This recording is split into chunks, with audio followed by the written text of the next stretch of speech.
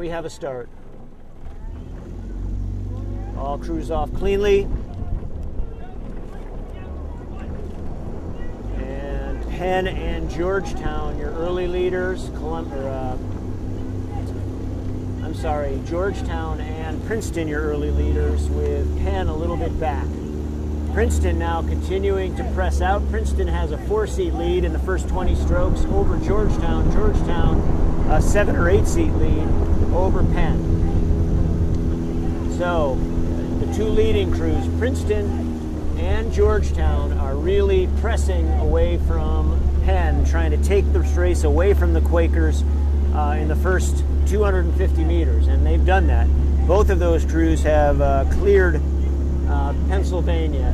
Princeton continues to move away from Georgetown as they go to base, but both of those crews look like they're rowing with pretty good poise, well within themselves. It's a long way to go, so we'll see how this happens. But right now, Princeton in lane 2 has 7 seats over Georgetown and 8 seats over Georgetown. Georgetown, 2 seats of open water over Penn. As we approach the first 500, Princeton continuing to move away. They've settled down to a reasonable base.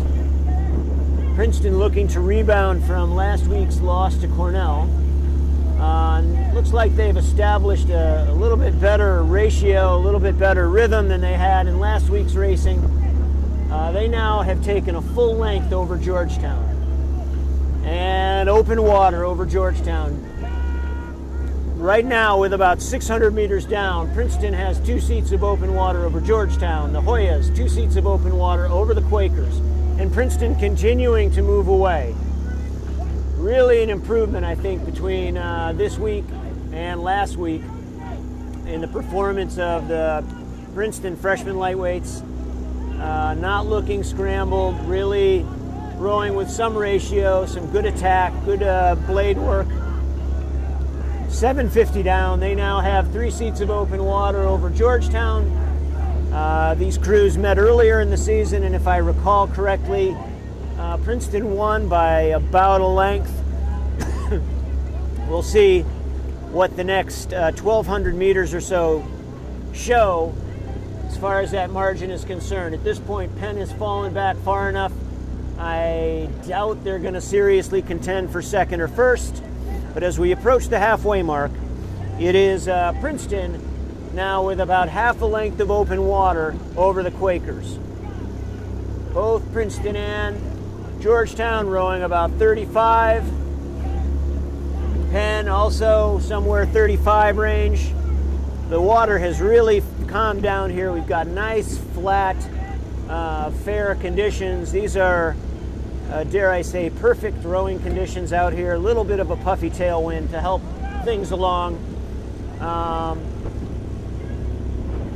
But really now in the third 500, Princeton, if anything, continuing to move away, having a good solid stride away from Georgetown. Penn, if anything, I think, starting to come back into Georgetown a little bit, but still reasonable open water separating all 3 crews. We've got Princeton with 750 meters to go, length and a half over Georgetown. Georgetown almost virtually the same margin in excess of Pennsylvania Quakers. Princeton, again, just looking much more comfortable. And to be fair, you always look a little bit more comfortable when you're leading a race than when you're trailing, but I think they've done some good preparation this week to get them ready for this week's racing. Relative to their opponents at Georgetown that they raced a few weeks ago, they seem to be extending the margin a little bit, although we have 500 meters to go. But Princeton in lane 2, your leaders, they get there first, the 500-meter mark. Georgetown solidly in second place, a good 7 or 8 seconds ahead of the Quakers. This in the first freshman men's lightweight race. This Princeton is hosting Pennsylvania and Georgetown. Penn and Princeton will compete in 2 races for the Wood Hammond Cup. This race to be followed by the men's second varsity.